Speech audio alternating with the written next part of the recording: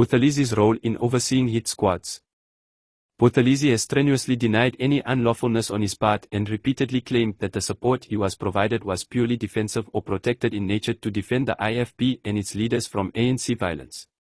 However, the evidence firmly points to the support enabling the IFP to set up an organized network of hit squads aimed at eliminating opponents.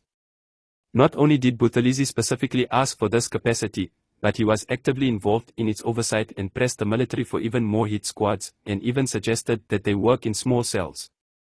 A top-secret signal dated August 31, 1988 discloses that Buthelezi instructed M.Z. Khumalo to meet with Mellon on August 30, 1988 and directed him to complain about the fact that the military had failed to establish a secret base with facilities for the offensive unit and that he did not want Marion to go backwards or be dissolved. But he had the impression that certain SADF liaison officers did not have their heart and soul in the matter.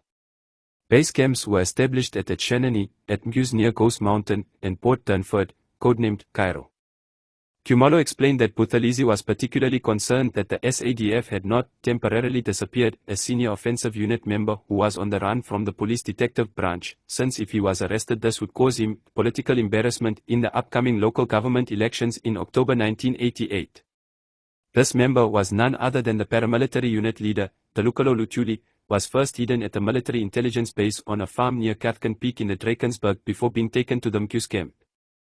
This risk also alarmed the MI, who were concerned that the arrest of offensive unit members could lead to the exposure of the SAD's involvement. This led Vice Admiral Pater meeting with Gen Johan van der Merwe, SAP Commissioner, and Gen Basie Smith, National Head of Criminal Investigations, in Pretoria on November 8, 1988, who advised that not much could be done apart from securing bail for such accused persons who can then be taken away, to prevent them from standing trial. The signal disclosed an instruction from Mellon to make Marion to be self-sufficient and independent and to build in cut-off points in the interests of security, and that this should be discussed with Buthelezi before the end of September 1988. This was put to Buthelezi at a meeting held on September 14, 1988, where the possibility of the offensive unit working in small cells was discussed.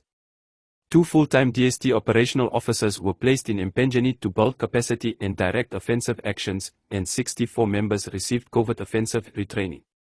However, by the end of 1988 the military realized that they had lost direct control of the offensive squad and that the risks could no longer be managed. A decision was taken to phase out offensive support to the IFP and to confine the covert support to political mobilization.